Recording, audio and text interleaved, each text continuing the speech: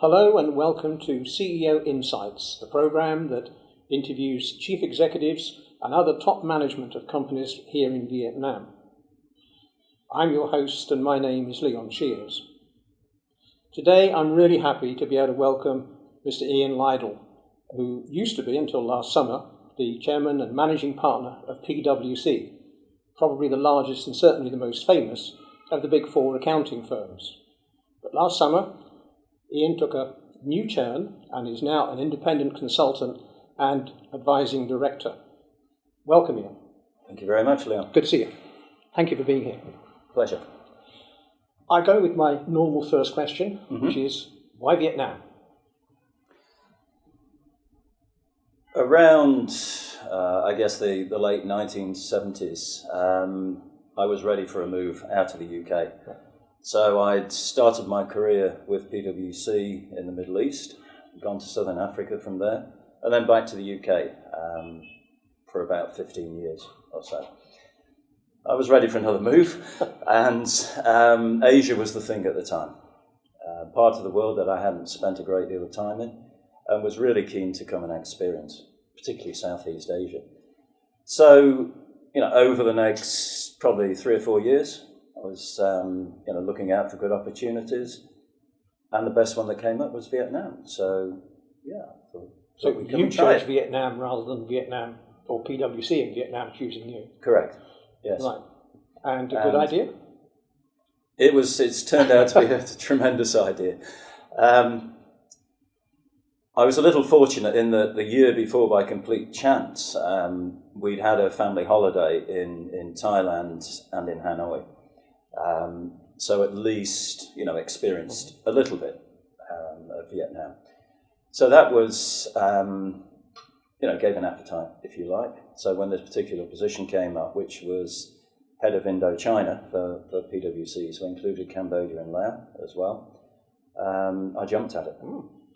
And it's been a great journey since. Right.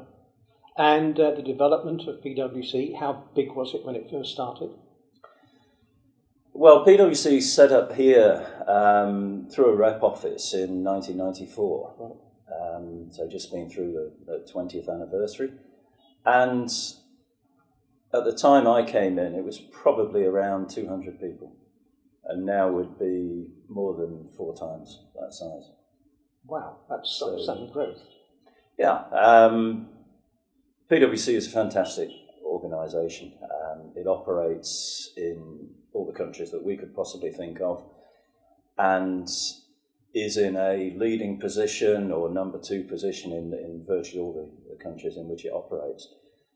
A great organisation. The support that was given to us here in Vietnam was fantastic from the leaders, and it allowed us to try things, to run the business in a way that it would grow as quickly as made sense. I mean, it's a sort of a truism that every country is different, but Vietnam really is different. And if you've got a worldwide standing operating procedure, yes, has that presented a problem?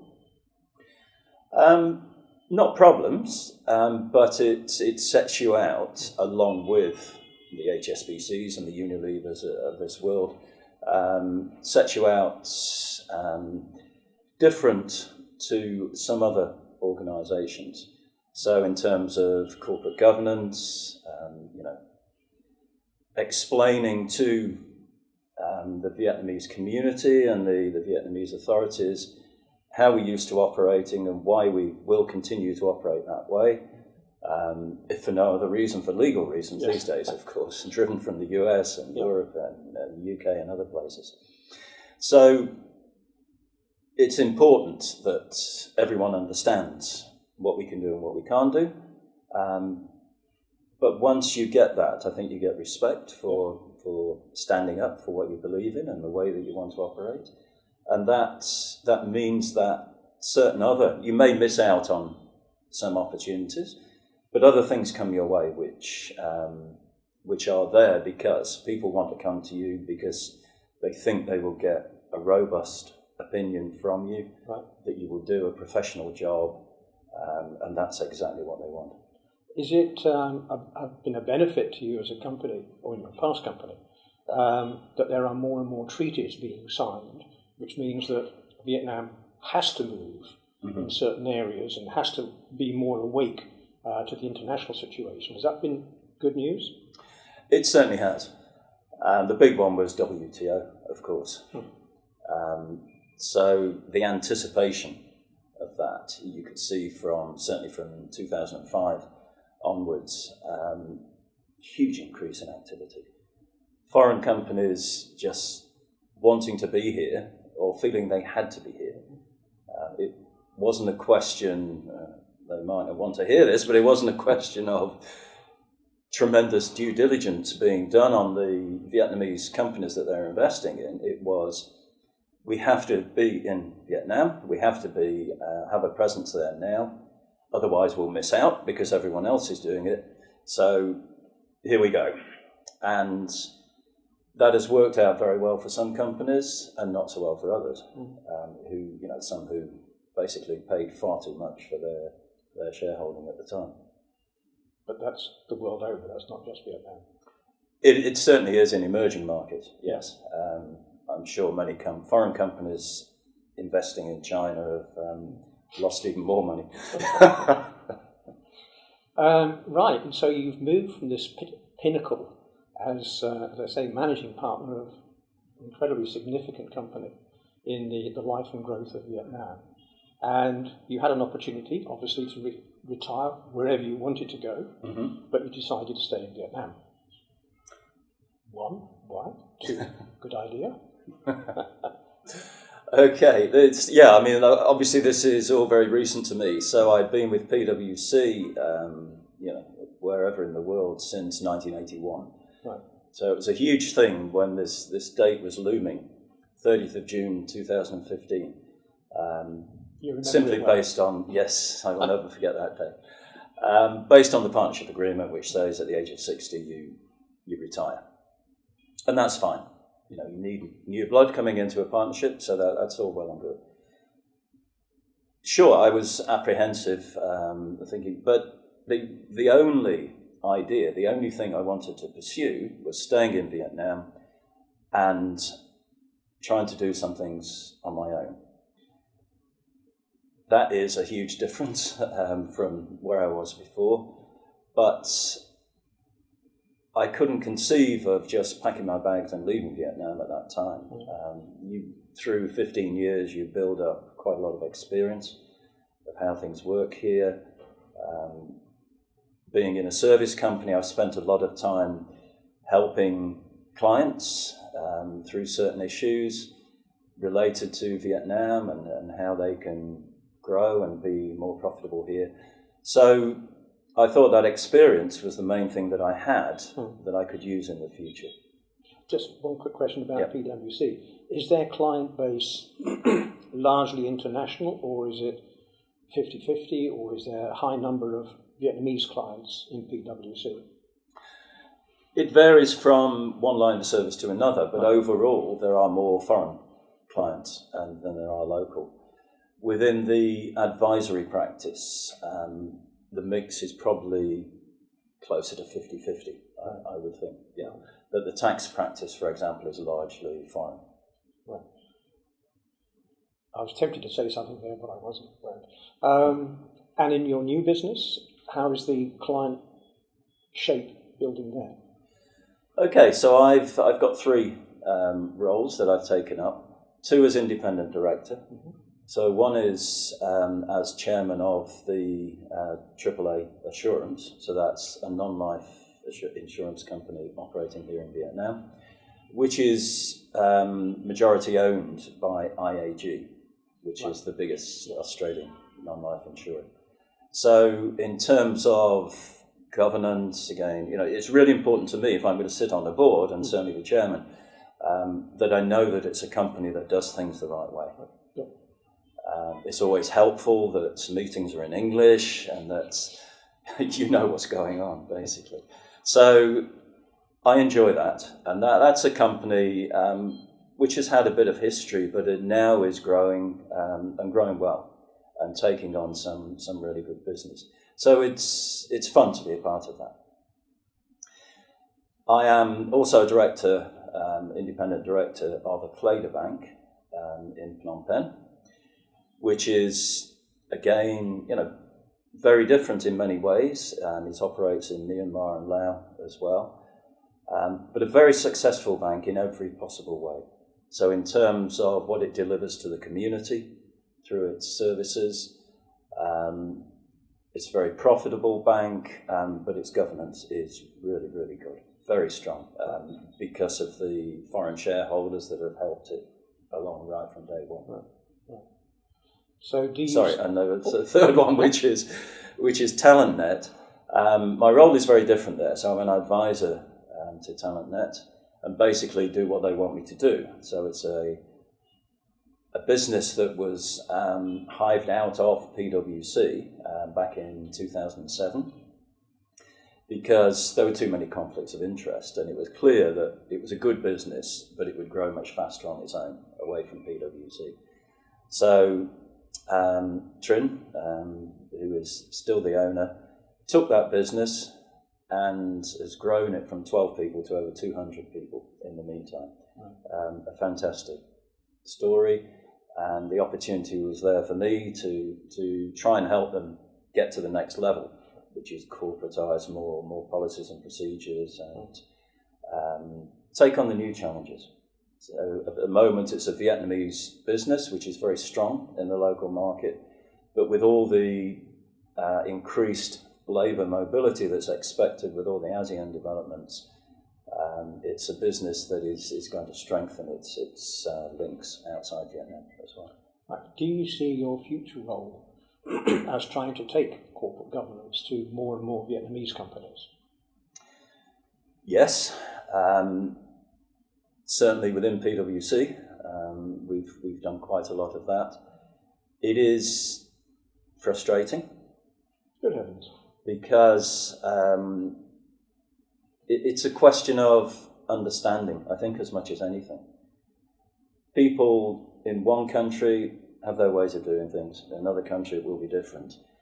And a lot of this is built into the culture. It's what people are used to. It's what people believe is right.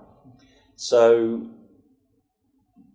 to get from, say, the way that a business might operate in Vietnam to the way it might operate in the US or the UK is a huge change. And along the way, people will, in Vietnam, for example, might point a finger and say, well, look at this that happened in the US, and look at it. Why are you coming here and telling us this is how we should be doing things? So it's a discussion. It should be an open discussion to start with. And only when people get into the same playing field can you actually make progress. So it's a long haul, obviously worth it. It's a path that we should be trying to encourage all the Vietnamese businesses to follow. But it is frustrating because along the way you see that you assumed that what you understood by this concept was what the others understood, and you realise that it isn't, and you've got to take a step back. Communication is always the problem. Yeah. People saying one thing and somebody else hearing something slightly different. Yes. Do you think the question of disclosure, and I'm not talking specifically about corporate governance, but just being prepared to share information about their business so you can actually help them, is that presenting a problem? If more businesses disclosed real information about what they were doing, it would be fantastic. As you mentioned earlier, that's not restricted to, confined to Vietnamese businesses by any. No. But I've seen many cases where through financial statements, good disclosure has been included, that people, investors, other readers of financial statements really get to understand more about the business. They appreciate that, and it allows them to ask the next tier question. Because you can only go forward on the basis of knowledge, and if you don't have the knowledge, it's difficult to advise. Exactly. So disclosure in financial statements, websites, really important. You know, if so, a Clada Bank, for example, has a what I think is a fantastic website. They disclose a lot of information through that, and I'm sure that is really helpful to investors, prospective investors, and others. Any idea why this fear of disclosure has built up over the years?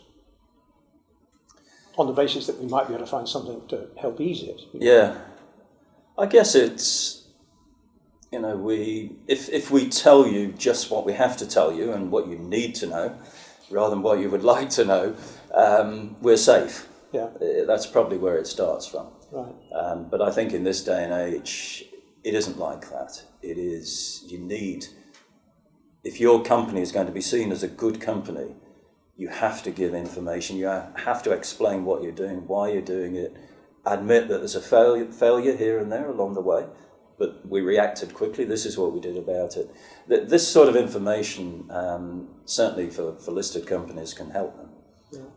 And if it's released quickly and not overstating the positive messages, but making it real, I think that's extremely helpful to the way companies think. Yes, because certainly in Europe there's a push for more European companies to be more open than they are at the moment. So that will hopefully trickle down. Yes.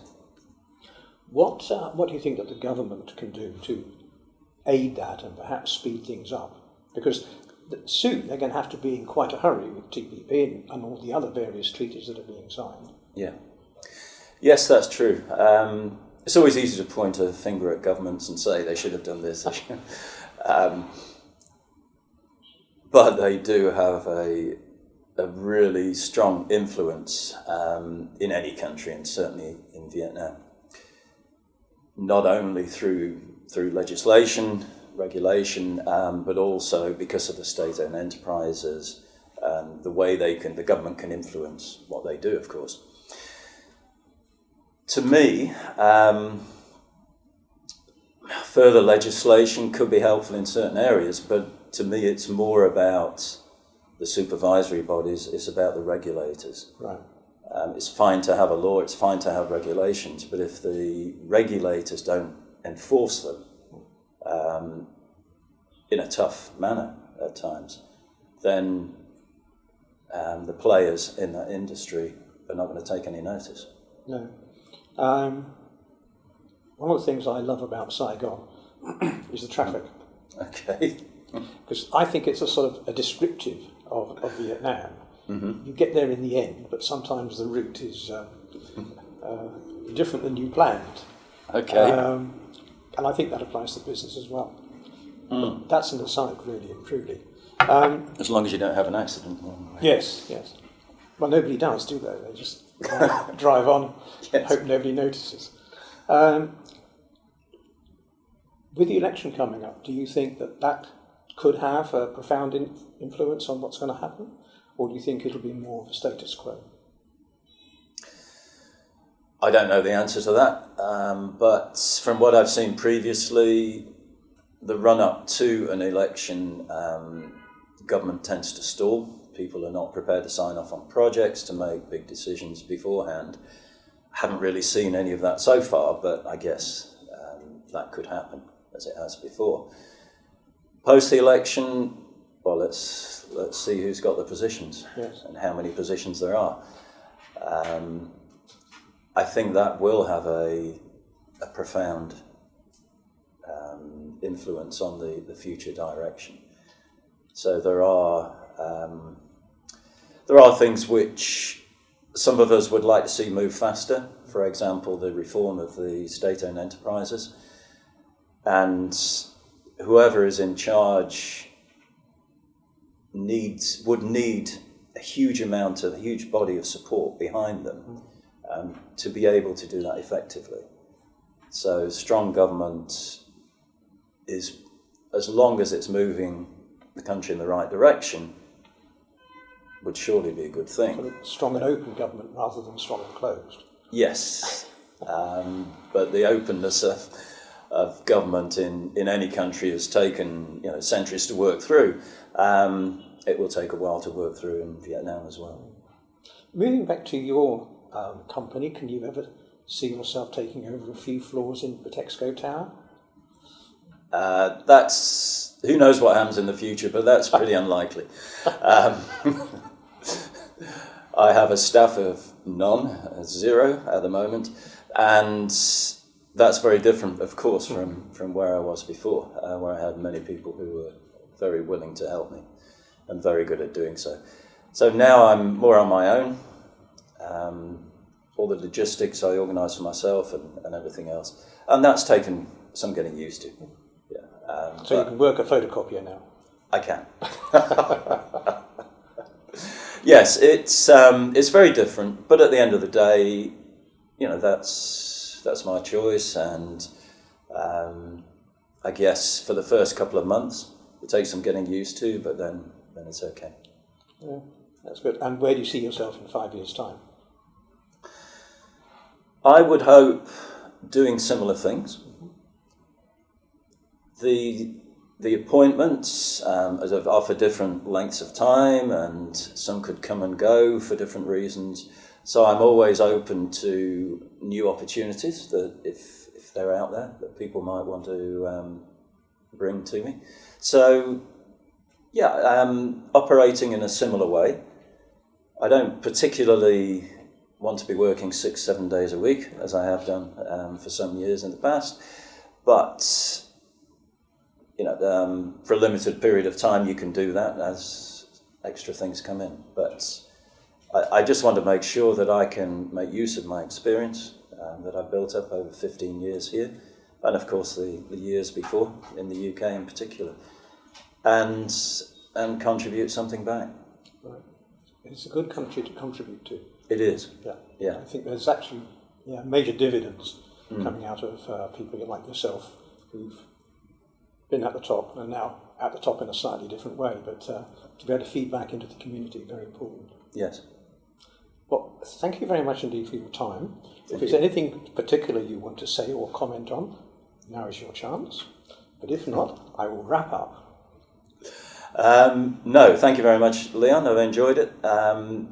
Yeah, life is very different for me at the moment, but I'm really enjoying it. So I love being here in Vietnam. That's good to hear. Thank you, Ian.